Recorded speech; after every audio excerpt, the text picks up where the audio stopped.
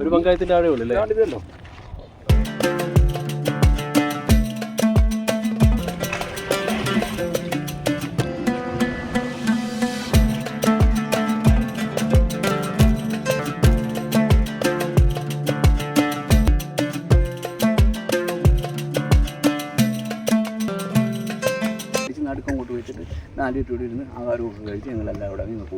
സൈഡിൽ നിന്നുള്ള വ്യൂ ഉണ്ട്, ഒരു പാലമുണ്ട്, പിന്നെ ആ ഒരു പോകുന്ന വഴിയൊക്കെ ഭയങ്കര വ്യൂ ആണ് കാണാൻ. ടൂറിസത്തിന്റെ ഹൗസ് ബോട്ടുകൾ, ഈ ബോട്ടുകളൊക്കെ ഇവിടെ നൂറ്റാണ്ടുകൾക്ക് മുമ്പ് മൺട്രോത്തുരുത്തിലേക്ക് ഉണ്ടായിരുന്നു. പിന്നെ കയാക്കിങ് ഏകദേശം 1000-800ഓളം കയാക്കിങ്. പിന്നെ പെഡൽ ബോട്ട് ഇവിടെയേ ഉള്ളൂ. വരുന്നവർക്ക് മാക്സിമം എൻജോയ് ചെയ്യാനുള്ള സൗകര്യങ്ങൾ എസ്സുള്ളവരിൽ തന്നെയുണ്ട്. മൺട്രോത്തുരുത്തിൽ ഒരു ബ്യൂട്ടിഫുൾ ആയിട്ടുള്ള സ്ഥലമാണ് മണക്കടവ് എസ് വളം എന്ന് പറയുന്നൊരു സ്ഥലമാണ്. ഇവിടെ നിന്നാണ് നമ്മളിന്ന് കൊട്ടവഞ്ചിയിൽ പോകാൻ പോകുന്നത്. കുട്ടവഞ്ചി മാത്രമല്ല, കയാക്കിംഗ് ഉണ്ട്, പെഡൽ ബോട്ടിംഗ് ഉണ്ട്, എല്ലാം ഉണ്ട് ഇവിടെ. എല്ലാത്തിൻ്റെ ഡീറ്റെയിൽസ് നിങ്ങൾക്ക് ഈ വീഡിയോയിലൂടെ കാണാൻ പറ്റും. ഈ ഒരു എസ് വളവിലേക്ക് വന്നപ്പം എനിക്ക് തോന്നിയ ഏറ്റവും വലിയൊരു പ്രത്യേകത, ഇവിടെ ഒറ്റ മാലിന്യങ്ങൾ പോലും ഇവിടെ വലിച്ചെറിഞ്ഞതായിട്ടോ വൃത്തികേടായിട്ടൊന്നും കിടക്കില്ല. ഭയങ്കര വൃത്തിയായിട്ട് കിടക്കുന്ന ഒരു സ്ഥലമാണ്. ഇവിടുത്തെ CCTVയിൽ എപ്പോഴെങ്കിലും അനൗൺസ് ചെയ്യുന്ന കേൾക്കാം.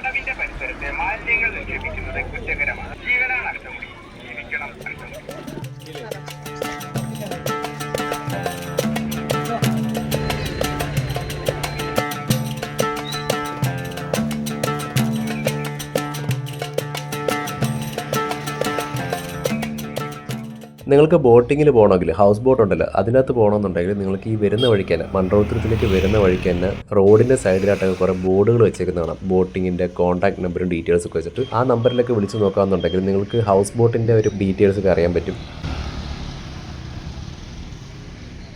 ഈ എസ് വളവിലേക്ക് വരുമ്പോൾ തന്നെ കുറേ വള്ളങ്ങൾ ഇങ്ങനെ കെട്ടിയിട്ടിരിക്കുന്നതാണ്. ഇതൊക്കെ മീൻ പിടിക്കാൻ വേണ്ടിയിട്ട് പോകാനുള്ള വള്ളങ്ങളല്ല, ഇതൊക്കെ ട്രിപ്പ് പോകാൻ വേണ്ടിയിട്ട് ഉള്ള വള്ളങ്ങളാണ്. ഇതിനകത്തൊക്കെ നമുക്ക് യാത്ര ചെയ്യാൻ പറ്റും.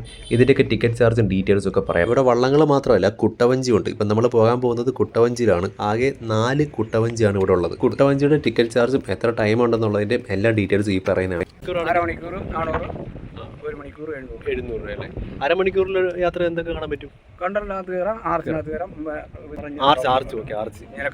കണ്ടലിടയ്ക്കൂടെ പോകും. കണ്ടലില്ലേ മൊത്തം ആർച്ചിനകത്ത് കയറാം, വെള്ളത്തിലിറങ്ങാം, കൊച്ചു കനാൽ തോട് വഴി കയറി പോകും അല്ലേ? 1 മണിക്കൂർ വാ.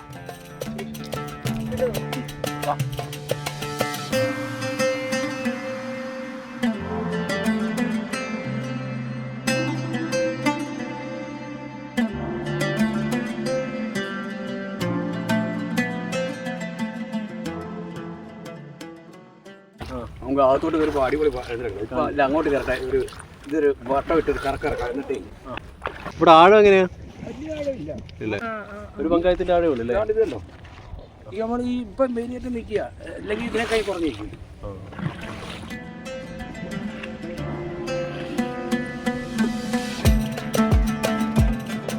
തല തട്ടുമോ? തല തട്ടത്തില്ലല്ലോ. ഇല്ല, നിങ്ങളുടെ ഒരു കുഴപ്പമില്ല.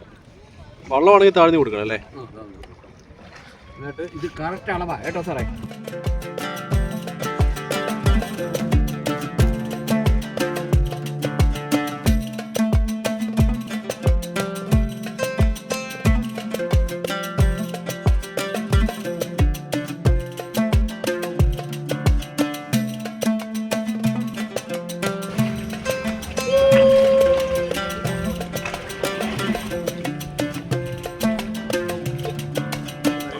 കറക്കാം കൊണ്ടും കൊടുത്തിട്ട്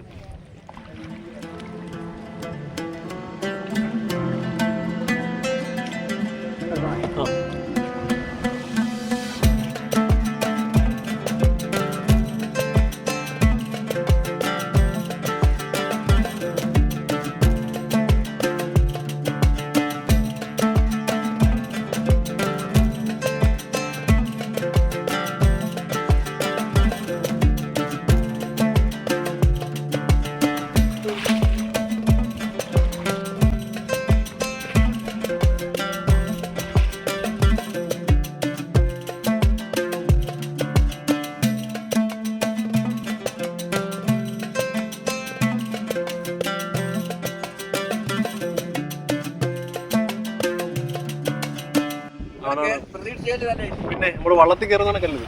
പുതിയൊരു എക്സ്പീരിയൻസ്. ഇപ്പൊ അച്ഛനും അമ്മയും 2 മക്കളും, ഇപ്പൊ 4 പേര്. ഇവര് 4 പേര് ഈ സാധനം എല്ലാം ആഹാരം എല്ലാം മേടിച്ച് നടുക്കം കൊണ്ട് വെച്ചിട്ട് 4 പേര് ഇവിടെ ഇരുന്ന് ആഹാരമൊക്കെ കഴിച്ച് ഞങ്ങളെല്ലാം ഇവിടെ നിന്ന് പോകും. അതാണ് ഏറ്റവും അടിപൊളി.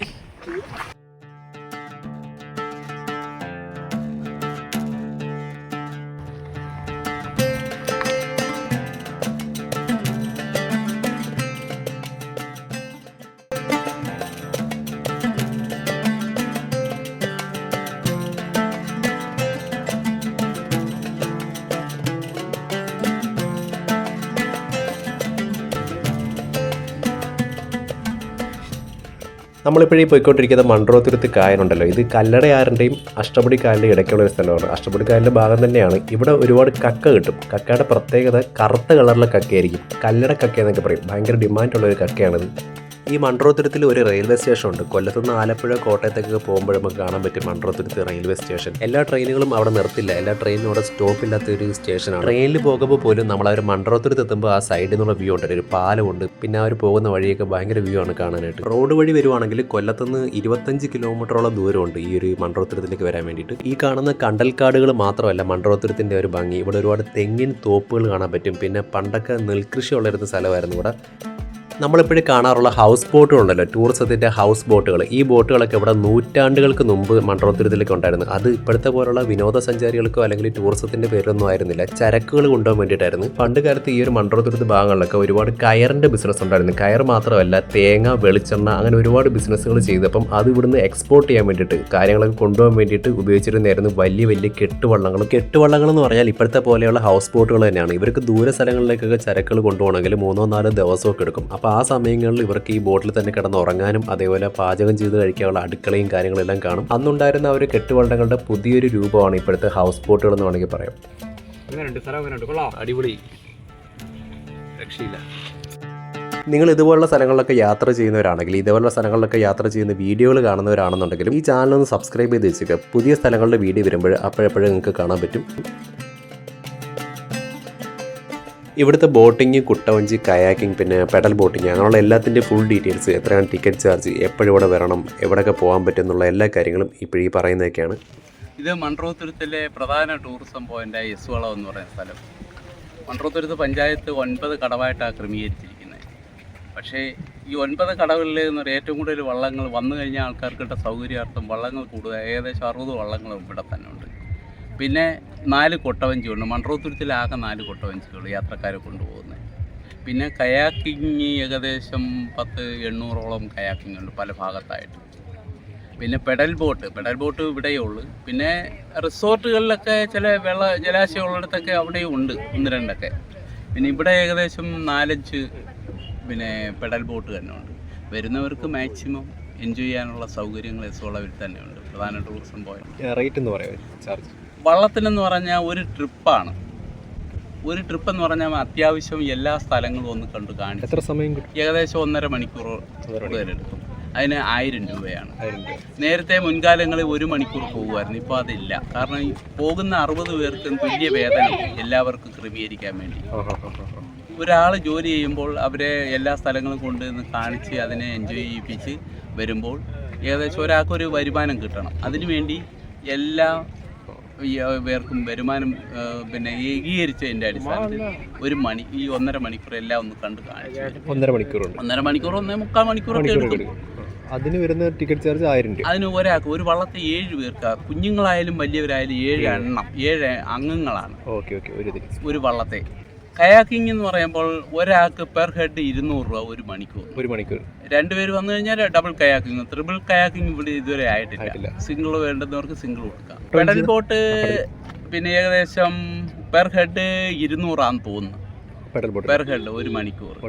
പിന്നെ കുട്ടവഞ്ചി എന്ന് പറയുന്ന 1 മണിക്കൂർ 800 രൂപ. ഒരു അരമണിക്കൂറാകുമ്പോൾ 400 രൂപ. 6 പേർക്ക് വരെ പോകാൻ പറ്റും ഒരു കുട്ടവഞ്ചി. ഇത്രയല്ലേ ഉള്ളത് മെയിനായിട്ട്. രാവിലെ എത്ര മണിക്ക് സ്റ്റാർട്ട് ചെയ്ത് രാവിലെ 6 മണിക്ക് തുടങ്ങും. 6 മണിക്ക് തുടങ്ങി വൈകിട്ട് 6:30 വരെ. ഓക്കെ, ഏകദേശം ഇതാണ്. Thank you. നിങ്ങൾ നിങ്ങളുടെ സ്വന്തം വാഹനത്തിലാണ് വരുന്നതെന്നുണ്ടെങ്കിൽ അല്ലെങ്കിൽ ടാക്സിക്ക് വിളിച്ച് വരുന്നതെന്നുണ്ടെങ്കിൽ ഗൂഗിൾ മാപ്പിൽ മൺട്രോത്തുരുത്ത് നോക്കിയൊക്കെ വരാൻ പറ്റും. അതല്ല നിങ്ങൾ ബസ്സിലാണ് വരുന്നതെന്നുണ്ടെങ്കിൽ ഇതുവഴി മൺട്രോത്തുരുത്ത് പട്ടംതുരുത്ത് ബോർഡ് വെച്ച വണ്ടി വരും. ആ ബസ്സിൽ കയറുകയാണെന്നുണ്ടെങ്കിൽ ഈ ഒരു എസ്വള വഴിയാണ് പോകുന്നത്. അത് എസ്വള ബസ് സ്റ്റോപ്പും ഉണ്ട്. പട്ടംതുരുത്തിലേക്ക് 2 ബസ്സുകൾ മാത്രമേ സർവീസ് നടത്തുള്ളൂ. അതുകൊണ്ട് തന്നെ എപ്പോഴും ബസ് കിട്ടില്ല. പിന്നെ വേറെ ഒരു ഓപ്ഷൻ ഉള്ളത്, കൊല്ലത്തുനിന്ന് മൺട്രോത്തുരുത്ത് ബസ്സിൽ കയറിയിട്ട് മൺട്രോത്തുരുത്ത് കാനറ ബാങ്ക് ബസ് സ്റ്റോപ്പിൽ ഇറങ്ങിയ ശേഷം അവിടുന്ന് ഓട്ടോറിക്ഷ വിളിച്ച് എസ്വളയിലേക്ക് പോകാൻ പറ്റും. ഓട്ടോ ചാർജ് 50 അല്ലെങ്കിൽ 60 രൂപ ആയിരിക്കും.